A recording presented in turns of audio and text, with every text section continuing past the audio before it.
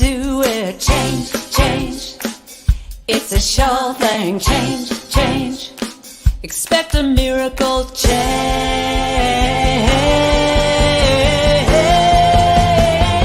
Watch me change when you change the way you look at things. The things you look at change. When you change the way you look at things, the things you look at change. When you change the way you look at things, the things you look at change. When you change the way you look at things, the things you look at change. Good afternoon or good morning, depending where you're at. I'm Barbara Schreiner-Trudell, and I'm a host of Spirit Café. My co-host is Cheryl Rogers, and we are delighted today to share with you courageous conversations for changing times. And our guest today is the remarkable Reverend Z Sep. He is the senior minister of CSL Denver and previously served as a special focus and young adult minister at Mile High Church. He's a former Islamic imam, and professionally, he serves as the lead application engineer at LTCI Partners, focusing on IT strategy, process improvements, and system transformation. Alzia is a former chair of the Lakewood, Colorado Cultural Diversity and Human Relations Commissions, as well as a former college professor. Holy man, are we in for something tonight or this afternoon or whatever time it is where you are. Let's welcome Rev Z. Hello, everyone. So glad to be here. Times they are changing, so I'm happy to be here involved in this changing time. Well, they are changing, and what I love about that is it's about time. Yeah, absolutely. We're excited and to do it to consciously. Have you. Go ahead, Cheryl. No, I'm just saying we're excited to have you, Rev Z, and looking forward to our time together after the brief little conversation we just had. Yes, I mean, sometimes the audience, you guys should come backstage and, before we come on, we have these amazing, free-flowing conversations that just morph, and they turn out to be brilliant stuff. Nothing, it's all no script. It just Spirit drops it in and it goes where it goes. It just happens. Well, we've been talking about the hurricanes that have hit. Nova Scotia got struck by Fiona the other day, and it's, there's homes in the ocean as a result. And now we've got this big hurricane in Florida. And we were talking a little bit about alignment of planets and the moon and stuff, and how that might affect how the weather is here on Earth. And there's some controversy about that. But Rev Z, you had a few comments, as well as Cheryl, some ideas around the astronomy or astrology or whatever we want to name it. Yeah, it's interesting because during the beginning of our history of this planet, right? Astronomy / astrology was a science. It was not something that people looked at and scoffed at. The first pope had astrologers on the court. Most kings and queens had astrologers on the court. And unfortunately, I think a lot of people look at it as woo-woo stuff. And I get that, because people do all kinds of things. I mean, I can't control what someone does with the hammer once I give it to them, but I know what the hammer was made for. Now, if you want to use it to put in screws, well, that's not what it's used for. And so I can't give you any advice on that. But when we look at just from a physical planet, the moon causes high tides, low tides, tidal surges, not in one ocean, but all the oceans across the planet.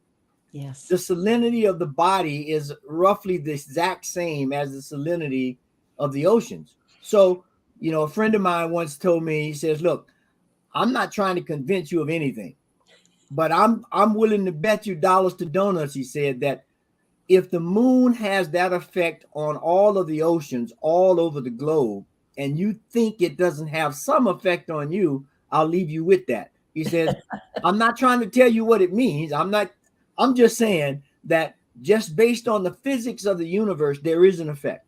And so we have begun, I think, in a lot of ways, because a lot of young people are now back into astrology, and hopefully they're getting good leadership in that. But we're now moving back to some of the ancient wisdom, and it's being proven out in quantum physics, some of the, as they say, pseudosciences. A lot of these stories and magical and mythical stories are proving themselves to be quite accurate and quite true. Beautiful. Yeah, absolutely. And Cheryl, you mentioned something about Jupiter. Yeah, well, Jupiter is right now closer to the Earth than it's been in 59 years. It's about half the distance closer to what it normally is. And so, that got me thinking about the effect that may have on the weather systems we're having. And I don't know much about where the other planets are, but they're moving as well, right? The whole system moves at the same time, and it must have an impact. And I like what you said, Rev Z, that this was, at one time, it was science. You look at the Mayans, you look at the Egyptians, all the ancient temples and things like that, how they were aligned with the stars, how they were aligned with, the different planets. And so how can we think that there's nothing to it? And as you were talking, it made me think about how easily we are swayed. Right? Like in that time, it was a science and it was okay. And then somewhere along the line, it became a little bit of a taboo. And then, so it's how easily we are swayed as a society and just move with the view of the day. And it's interesting you say that, because, one of the obvious things is they say, oh, it's not a science. Pluto was a planet, now it's not. And you got all these other things out there that you don't count, and this, that, and the other. And I told a guy once, I said, well, when you're learning algebra, they have this thing called cancellation. Like, well, if I'm trying to solve for the problem, I can start canceling things out. Doesn't mean that they're not there or they're not a part of the total, but they're not relevant in this particular equation. So I just cancel them out because they're going to start confusing things. But we don't make that kind of translation. One thing we believe in from our New Thought perspective is the law of correspondence. And in ancient times, as above, so below, as below, so above, right? So there's this correlation, and it does not just go horizontal, it's also vertical. So, it's everywhere. And so the challenge is, how do we begin to think outside of the box? How do we begin to think, we were talking backstage, and we just had a ministerial conference that ended yesterday. And, we had this amazing book, The Four Pivots of Reimaging Justice and Reimaging Ourselves, by Dr. Sean, I'm going to get his name, Genwright. And one of the things one of his pivots is we have to move in a connection place from this transactional way of thinking to a more transformative way of thinking. Oh, I love and that. Right now we are very transactional. It is, I give something, I get something.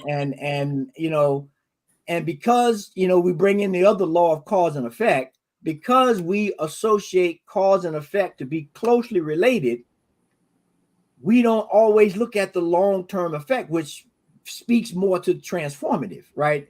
And so we are so adept to transaction, and we don't look at the long-range transformative way of life, that we lose so much. And I think that's what's happening in a lot of the stuff now. I mean, you were talking about the difference, as we call them sometimes, sacred sites. There is, I was talking with my brother the other day, and we were doing some work, and we were looking at these things. And he said, oh, wow, that's a coincidence. No, wow, that's a cool. And he said, well, shucks, if we get 3 or 4 coincidences together, then it ain't no coincidence no more. Yeah, exactly. And so when you look at all these different societies and how they used the planets and the alignments and how they set up, structures to do whatever. We don't even know what they did, right? We're still guessing. We can't even rebuild them with all of the computer technology and constructional technology. We are still trying to figure out how, you look at the Great Pyramid of Egypt. Some of those blocks are the size of freight trains, right? And they are put in such a precise location with no cement or mortar, and you can't get a dime through some of those spaces after thousands of years. Mhm. And so we want to know, what did they know that we have forgotten as human society? And so we're in some interesting times because it's starting to be revealed, and we're going to have to respond one way or the other.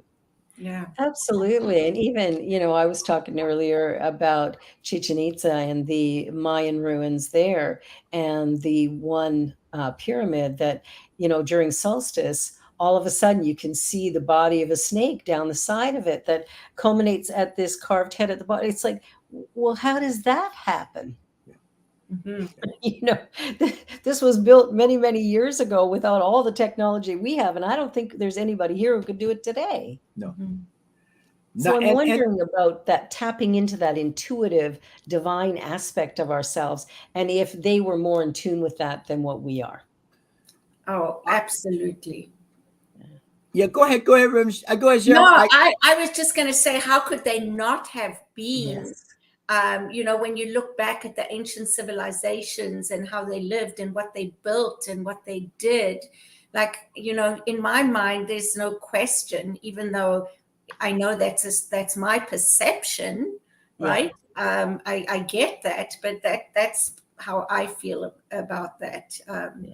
I don't think I've read as much as Rev Z has, but I've dabbled in some of these things, footprints of the gods and all those kind of things. And it's just mind-boggling when you think how precise these measurements are, like the base of the pyramid and, things like that. It's just like, I think you mentioned earlier when we were just coming on, we can't even do some of those things today. Exactly. No, Right? there was a program, I don't know how long ago, on PBS. It's been a while. They sent some of their best architects and engineers or whatever to go try to build a pyramid, and it was abysmal failure. And it was small, all right? It wasn't to scale. And I think, one thing you hit on there, I think that's key, is that we in our ideal spirituality talk about the observer or the witness, right? Yes. That connects us to all there is.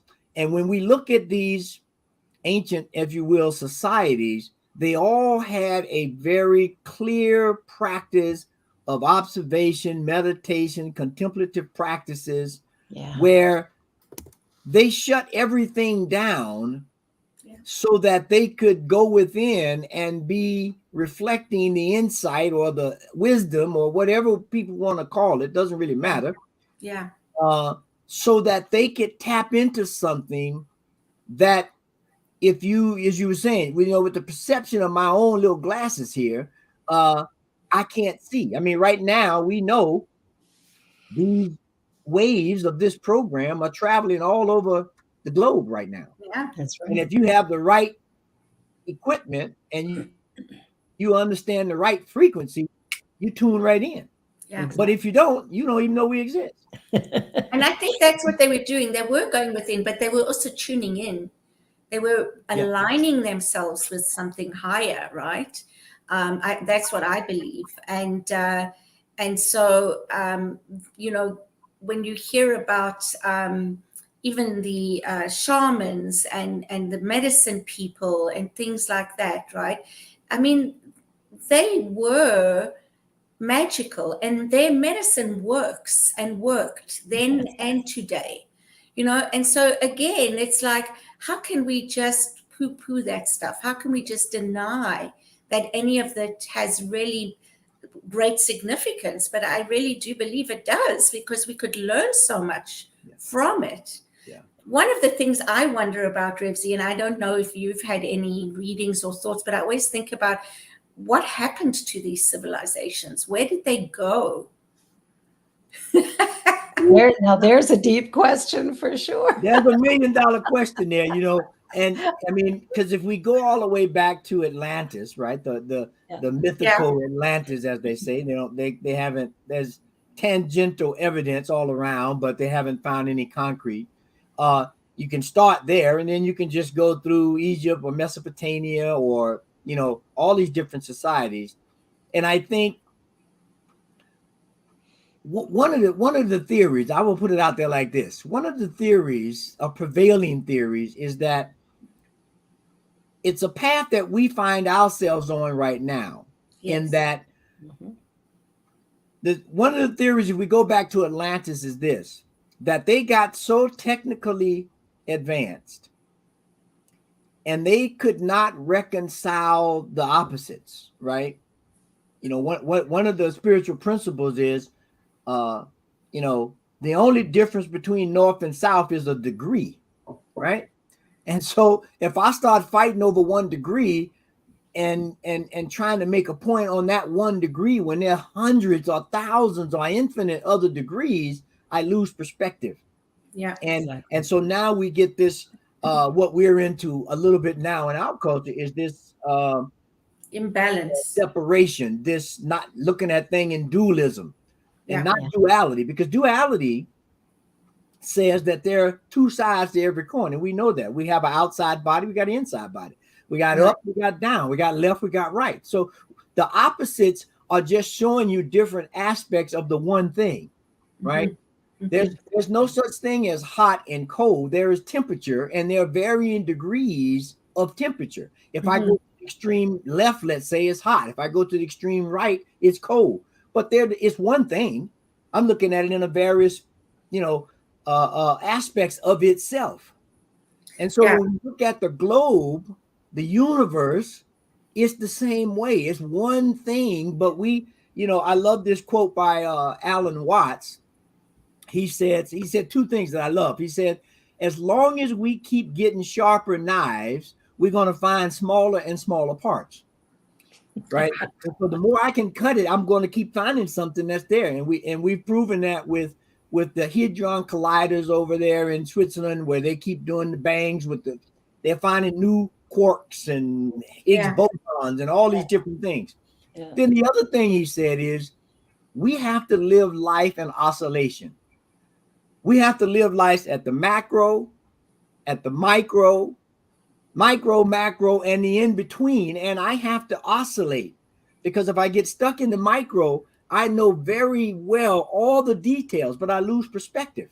Yes. If I look at it in the normal sense, I can navigate, but I still, if I don't got all the skills, I don't know where I'm going, I got a problem. And at the 10,000 foot level, I can see everything, but nothing's happening because I'm not doing any details. And so it's a constant oscillation to look at these different levels to figure out not only where I'm going, but what am I doing and how do I stay on course? I read a great article a few years back in Newsweek magazine. The cover was "Science Finds God." And it was really powerful, because there were scientists who were speaking about the fact that they could not, realize exactly what they had proven. Like, there was no way that it could be without the idea of a higher power. That what they have solved or what they've created or where they have gone to could only anchors the idea that there has to be an intelligence back of the universe, whatever you want to name it. Yeah. And that for me was a very fascinating article that, all of a sudden we've got Newsweek. Yeah.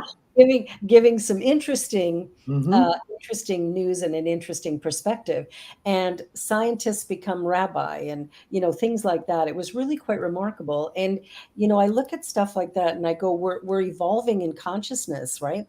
We're constantly sort of waking up, or not, but we have that choice of going, now what? And sort of expanding what we think we know or what we think we believe, and sort of pushing the boundaries a little bit. What's next? What Yeah. else is out there? What else is possible?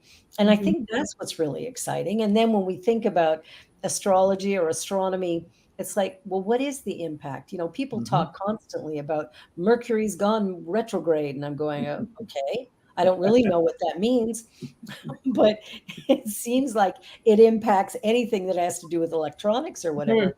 Mhm. Um, so, I look at all these things and go, well, we all have our beliefs. And Yeah. if our beliefs create, then is any of it wrong? You know, that so interesting. You said that. We were talking. I'm listening to some of Ken Wilber's work on integral systems and so forth, and listen to this one interview, and they're asking him pretty much that. They asked this question about what is enlightenment, and he has these stages of consciousness, right? Yeah. Where we start out in archaic, and then we go to magical, then we go to mythical, then we go to I think it's dualism, and then we go to oneness, right? I think I may Yeah. have missed one in there, but Yeah. the question was, if I'm looking at enlightenment, can I have someone that's in an archaic structure, worldview, preview of the world, reach enlightenment? And his point was yes, because you can go through these stages or states, rather, of consciousness, which we experience when we meditate, or we experience when we go into Mhm. dream state. We know that there are different states of consciousness: waking Mhm. state, dream state, Mhm. meditative state. But I can go all the way up to the highest level of consciousness where I can get to the point of states of oneness. But if I'm looking at the world through an archaic structure, I'm going to operate in that. I'll be enlightened in that structure. But if I move archaic up to magic, or magic up to mythical, I'm Yeah. not there anymore. Right. And Yeah. so we have to buy into, I believe, and I'm going to say buy into this concept of evolution. Now, we can Mhm. call it another name if you don't like that one and you start thinking about whatever, but Yeah. we know for sure that there is a hierarchical level. Subatomic particles make up molecules. Molecules make up cells. Cells make up organs. Organs make up, Mhm. entities. There Mhm. is a hierarchical place, and they when cells give way to an organ, they don't disappear. They just Mhm. they just transform themselves from a transactional state, as we were saying earlier, to a more transformative state. Right. So it doesn't lose anything per se; it gains by Mhm. Again. having a bigger preview of the world, if you will. Mhm. And so we have to begin, I think, to look at life that way.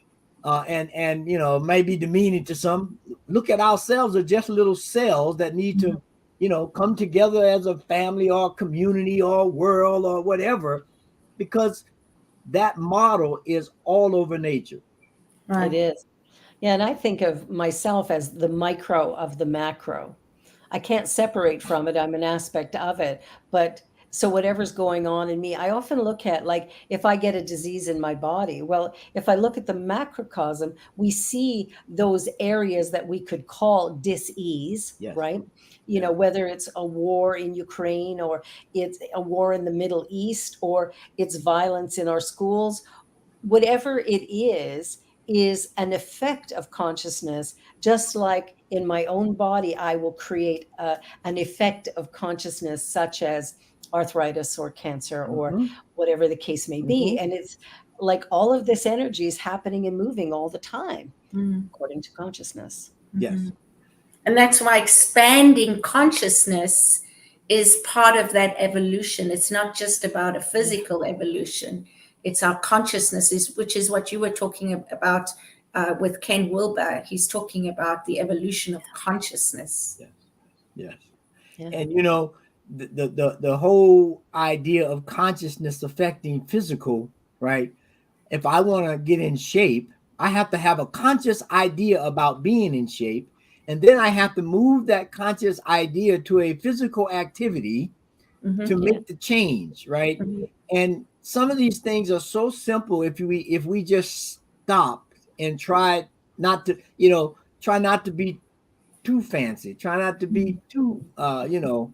whatever, right? And the simple things. That's like, I love with math, right? Math can get really, really complex. And the first thing they teach you in math when you start dealing with complex things and abstract pieces, the first thing they do, simplify it down to the lowest terms.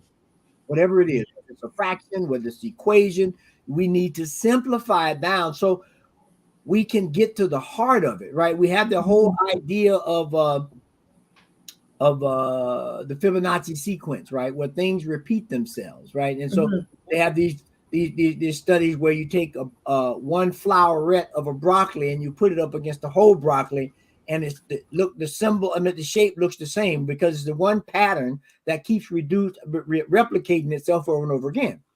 So if we want to understand the whole, we go back down to the simple so that we understand it, and then we can extrapolate back out. But if we start extrapolating and we don't understand the basic concepts, it's going to go awry. And I think that's where the ancient ones had the ability to focus. I ain't trying to prove myself to nobody. I'm not trying to, get the award or get the trophy or, the grant money. I'm trying to understand the life that I'm living in, and I need to understand it at the simplest form. So when we look at ancient culture, when they had so-called gods represented animals, it wasn't the animal that they were revering. It was the possibility and the practice and the skills of that animal that they said, I can't do that. Bats see ultraviolet. I can't see that.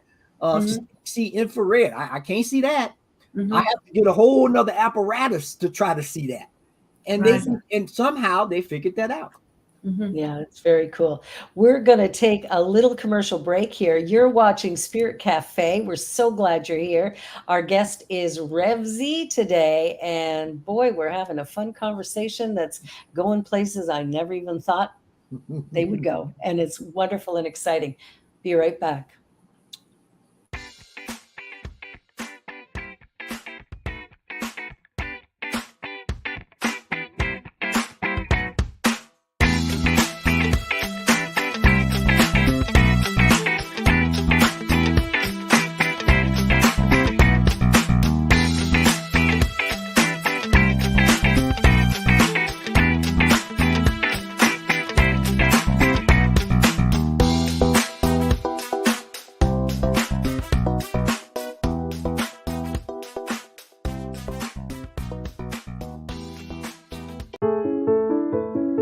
New Thought Media Network.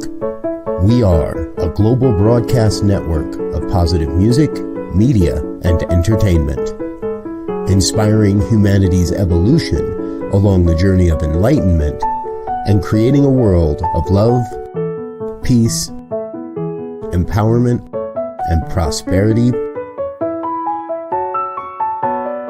for all. New Thought Media Network. Positively inspiring. New Thought Media Network is on the rise. We're looking to grow with you. Do you have technical media experience or perhaps a desire to learn? Are you willing to volunteer your precious time and attention? We share this message to benefit all. If you possess a computer with a camera and a microphone, we will share our knowledge with you. Behind the scenes or being the star, let us bless our one. Contact us at info@ntmedia.org.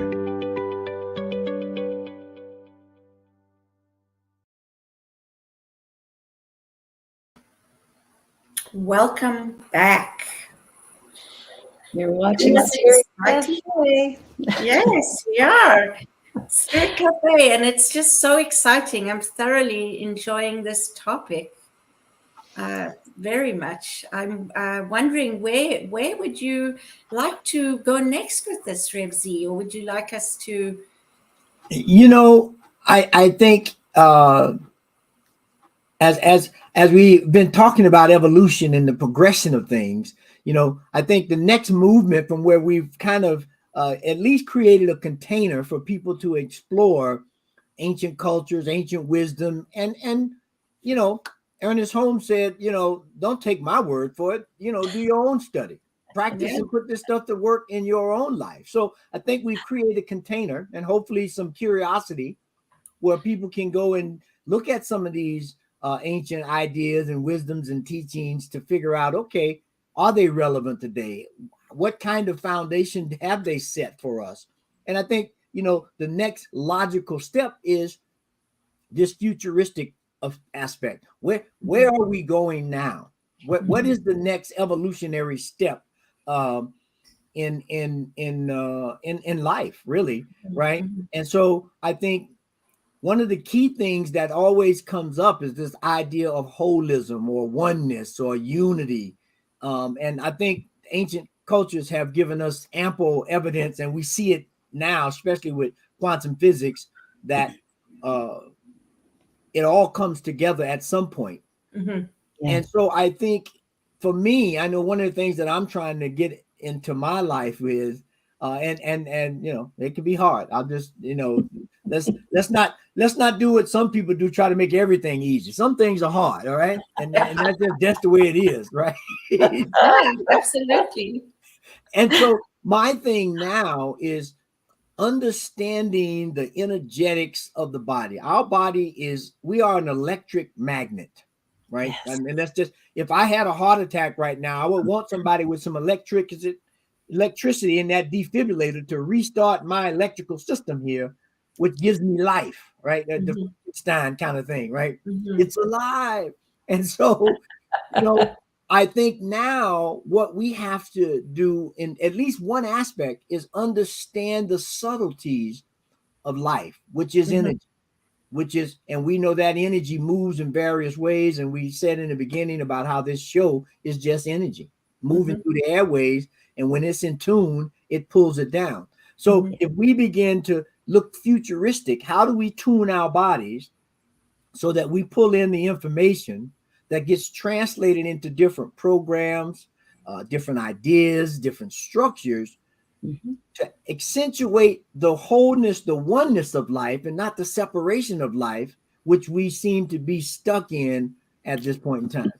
Yeah. Well, it's interesting because actually Cheryl and I have a meeting after this about building bridges even within the New Thought movement. Yes. Because, we in New Thought are talking about oneness all the time, man. We can get it going. And then we practice separation. Yeah. Well, CSL is better than unity, or unity is better than CSL, or UFBL. What's UFBL? Divine science? I don't know if I've heard about that.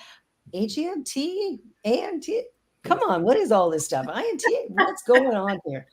And we've got all of these little, and wherever I am on the continuum, well, mine is really good, but really that's just more separation. And what I love, when we think about the body, we think about evolution, we think about consciousness, my daughter was born without wisdom teeth. Well, that's evolution, right? Because we've been yanking them out for as long as I know of. And all of a sudden, babies are being born without them, without tonsils. Many children today do not have tonsils. Isn't that amazing? It's evolution. We're evolving into it's like we've put a message out to the universe going, oh, this is irrelevant. And so over time, it becomes non-existent. Yeah. Because we no longer need it. So, when I think about my personal evolution, of course, I look at how I create, and of course, ideas transform into the physical universe. And so I always go back to what is it I'm thinking? What is it I'm believing? What is it I'm talking about? Where's the focus of my attention? That I can begin to move the energy in a way that I would prefer. And when we were talking about astrology, I couldn't help but think about one particular president of the United States. Yeah. Who,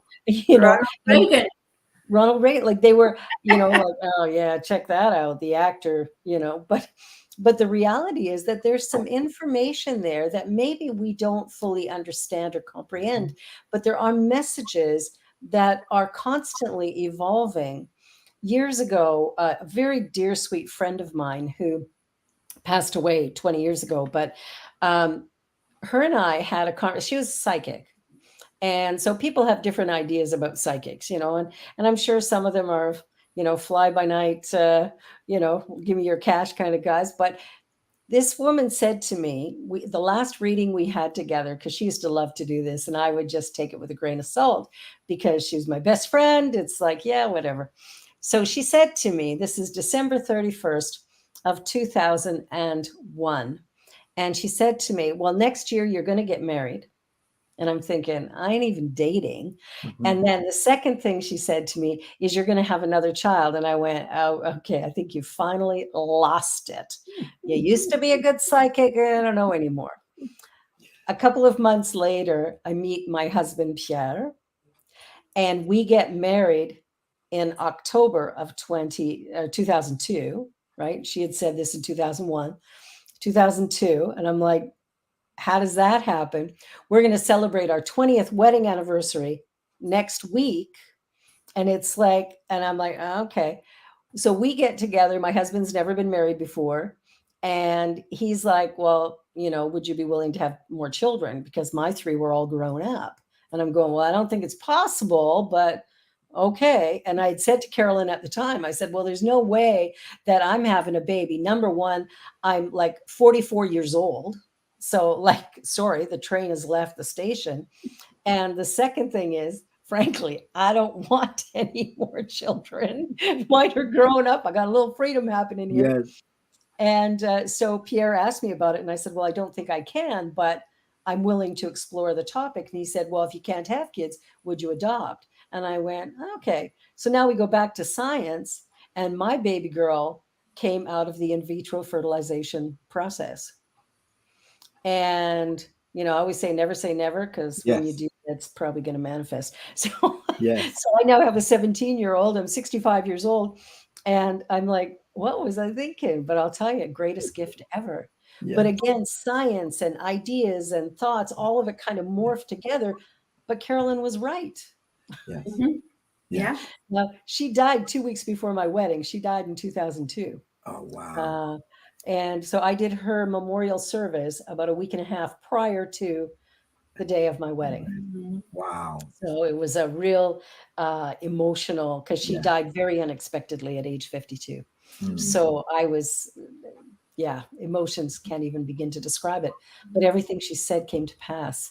And I thought, okay, so how do we explain that away? Well, and this is the whole thing. Why does everything need an explanation? Right? Because when you spoke about the waves that are going out that are bringing this to different parts of the world, electricity that turns on the light. We don't see these things, but we know they exist because we see something. So just because we don't see something doesn't mean it doesn't exist. For many years, this technology didn't exist, electricity didn't exist, but it's always been there, right? So, that's where I wonder how we can just, I don't know, for me, how we can just be in awe of the things that we use and that we have, and then still think that, well, there's nothing more and there's nothing else out there. We can't see gravity. We can't see electricity. We can't see the Wi-Fi signal. Yeah. So. And I as you were talking, both of you, I mean, my mind was doing 1,000 miles an hour just thinking about, okay, so just on that topic alone, we can take it and say, okay, there is a principle of electricity, right? Yes. But no one has ever seen that principle, and it's a universal principle, right? It is. And from that principle of electricity, if we go into our objective, observational, witness mind, we can extract from that principle different concepts that creates laws that now we can get hydroelectricity and solar electricity and nuclear electricity and turbine electricity, right? So we have this principle, this oneness thing, and of that oneness thing, if we observe it enough, if we are curious enough, if we fall into, as you were saying, Cheryl, the mystery of it, I don't understand it, but I'm going to play with it. I'm going to wrestle with it. And when it's time, when I tune to the right frequency, it'll drop out, right? And so we have this amazing way of looking at life and living that we do not follow in our everyday individual lives or collective lives. And so I love that, we just had the symbol up of the rainbow, right? And in the beginning of your program, I saw there was this, I love it, the prism that takes what appears to be a white light, but that's not what it is at all. When I put it through a certain medium, it diffracts into the, Roy G. Biv, right? So, but as we know, we got a white light coming in, all these multiple coming out. What else is not coming out, right? What else is present in that one stream that we need the right apparatus or the right way of thinking or living or eating or, pick the topic. And these things drop out. Yeah. So we have to begin to be more curious about life. This planet has been around for 1 billion years. More, billion plus, obviously, right? It's like 13 billion, actually, if I get correct on the numbers. And there are things that are going on in this space-time continuum that we have not even begun to think about. Absolutely. Yeah, I agree. So I wonder what you think, because when you talk about, raising our consciousness and things dropping out, I've come to believe that when we raise our consciousness, we're tapping in. It's already there. So we're not attracting things to us. We're moving towards what's already there. And I think it's a little bit of both, right? Okay. The way I like to explain it is like, we have this idea of collective thought, right? A universal thought, right? So I like to think of it, and I think Carl Jung gave a good example of it. I mean, he's the, I think, father of this one when we start talking about archetypes, right? Yeah. It's that I look at it as this idea of saying, okay, we all have these thoughts, individual, a fleeting thought about this, that, the other. And just like rain clouds, right? The sun is here. The sun brings up small droplets of dew and water and whatever. And eventually they coalesce into a cloud. Now, individually, those little drops of water are just drops of water, right? But when they come together and form a cloud and they get heavy, the rain comes down, right? And so that was one of the ways I interpreted Carl Jung's of these archetypes. Like, the mother archetype is in all cultures. The jokester archetype is in all cultures. They call it different things in the Native American or African or Irish, whatever the culture may is, the archetype is present. And so that, again, it speaks to the cycle of life. Just like the water rains. Now we got the Hurricane Ian coming through Florida. That water is coming and dropping. Pretty soon it'll go away. The sun will come out. Those water droplets will come back up and they'll form another cloud. And boom, we got a cycle going on, right?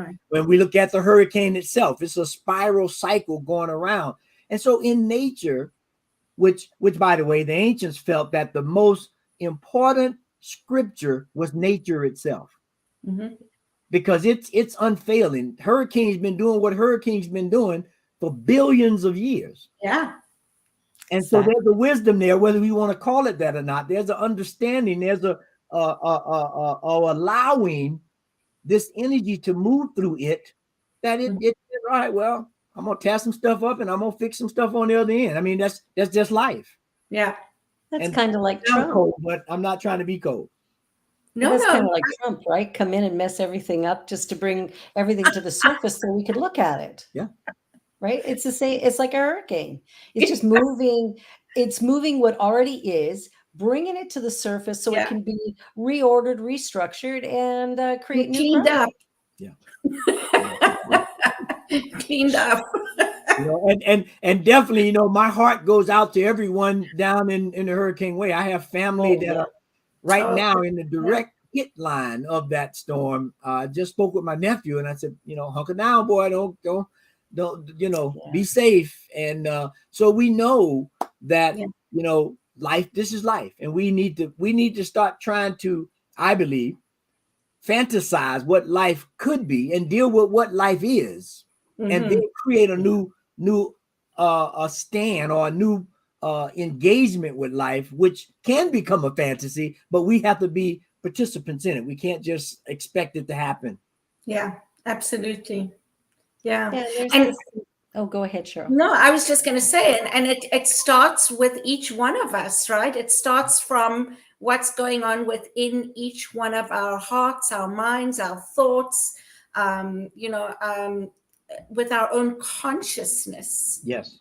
To be able to, like you said, be those unique expressions that then come together and actually join to create something different. Yeah. Whether it be better or not, we're doing it and it's going to be created. So let's do it mindfully and intentionally, so that, we can have a unique outcome. Wouldn't that be nice? And, Get on and the other side. you bring something up. Go ahead, Rev B. I was just going to say, it reminds me of taking a look at the Bible from a metaphysical perspective.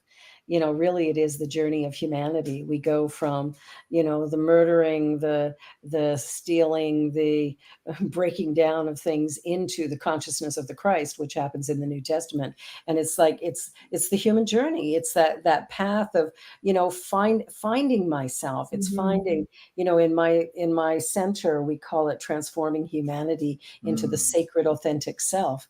And it's, we're coming out of the dirt, out of the dregs, out of the chaos, confusion, everything's hard and difficult, and my life isn't working, into that place of surrender in which the consciousness then elevates and comes out in what Christians would call the Christ consciousness, and what we might call that higher consciousness or that divine intelligence, that one mind. And all of a sudden we see the transition. And then from there, we can practice oneness a whole lot easier. But the journey to there is sometimes painful. And you bring up a great point, or remind me of a great point, and that is, I tell a lot of my students and members of my congregation that, I challenge everybody to get one of the little pocket thesauruses, or you can get one on your phone. You don't even have to buy another book. You can get your phone, but that we begin to reframe our language, right? Because now if you go to someone and you say, oh, there's oneness, people look at you and like, oh, it's one of them, right? You start talking about unity, oh, it's one of them, right? And so now the language has become so charged that you say one trigger word, if you will, like a Manchurian candidate, it all turns off, right? So we have to begin to reframe our language. We do. To create statements and phrases and words, as you were saying earlier, Cheryl, that creates this mysteriousness, this thing that makes you want to go investigate it, so that you can come to your own understanding of what life is. That's what I love so much about Ernest Holmes in that idea where he says, look, I'm telling you, this is how I see it. And I know everybody have to make it contextualized for themselves. So don't take my word. Practice these principles and these ideas in the laboratory, which means I may have to do it several times to get the dang on lab experiment right in your own life. Yeah. And, I love the analogy of, no matter how good my language is, I can never describe to you what a mango tastes like. Yeah, exactly. I say that about pregnancy and giving birth, right? You could never describe that to anybody.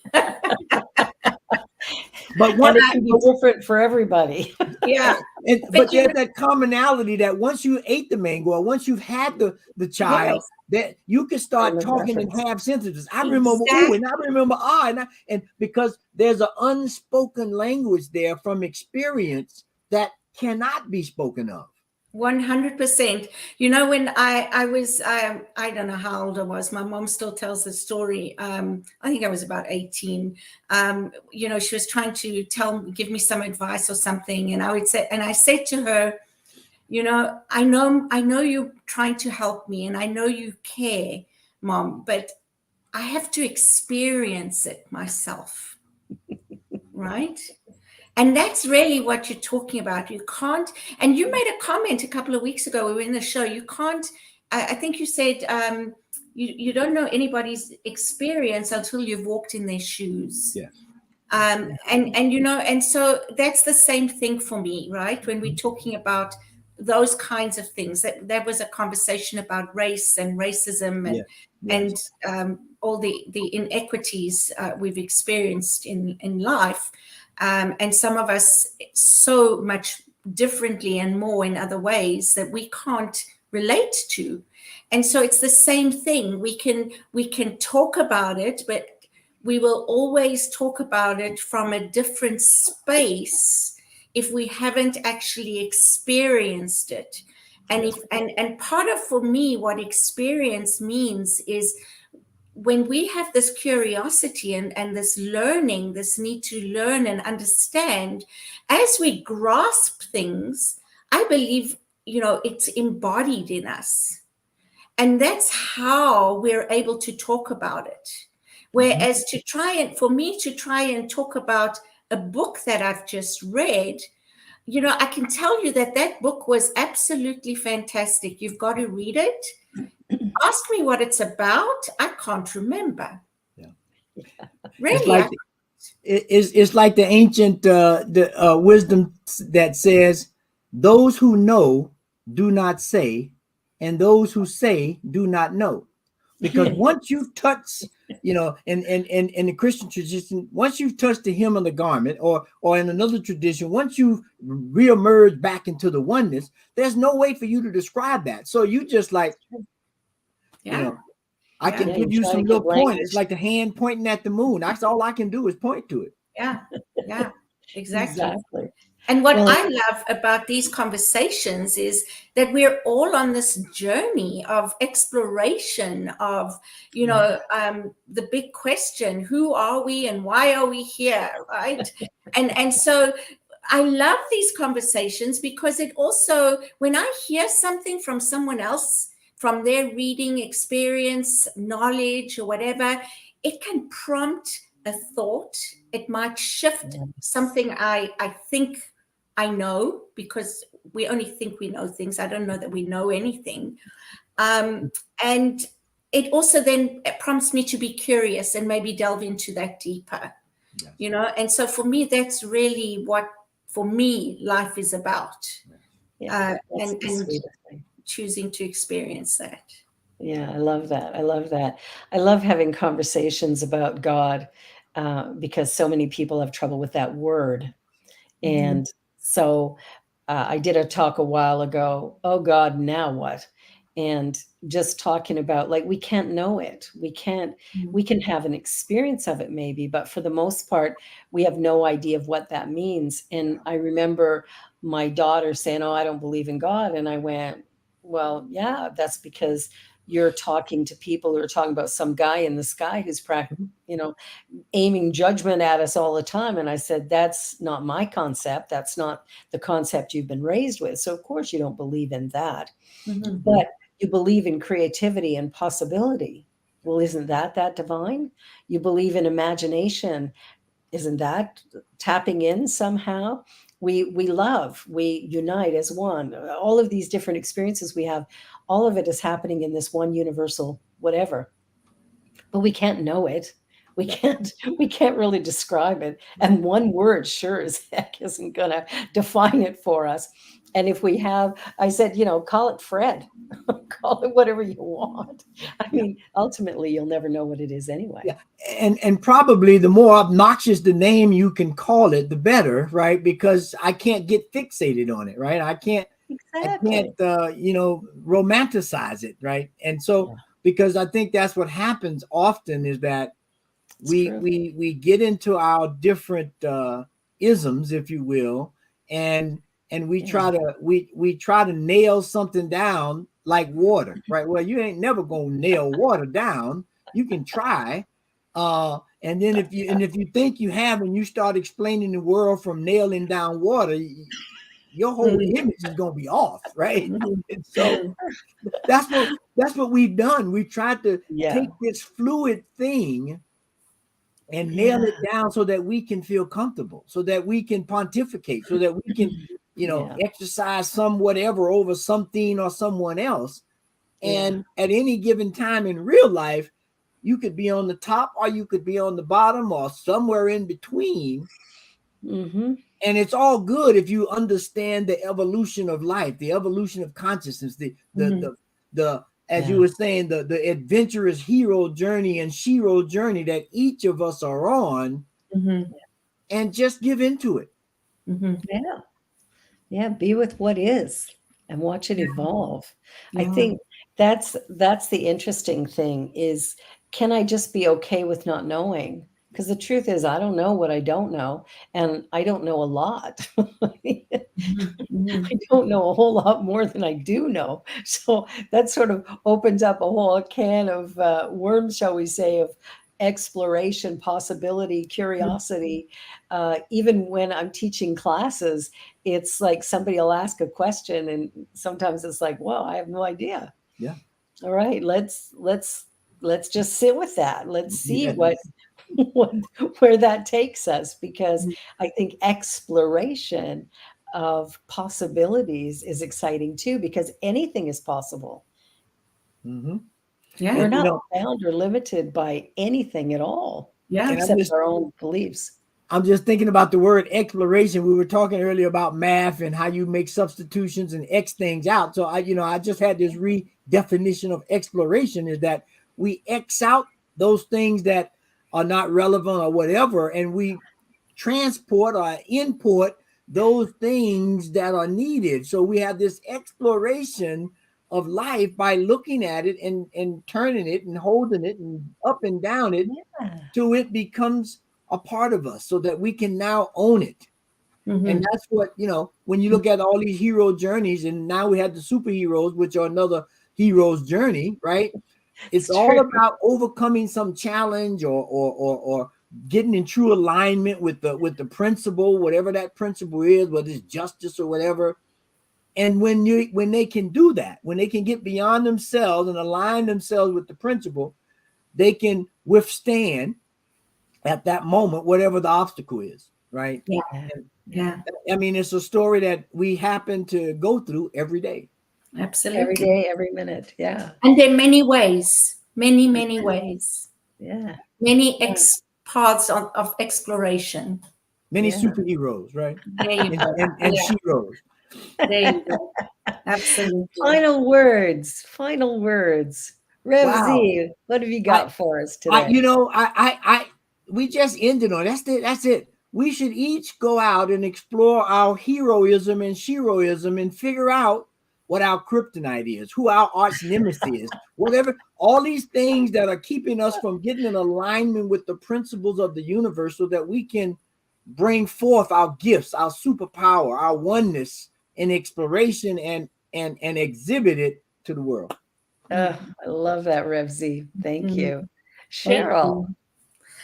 I just thoroughly enjoyed our conversation today. And I know that I'll probably watch it again just because it's inspired so many thoughts in my mind and things to look at. So I'm just so grateful, Rev Z. Thank you for being here with us.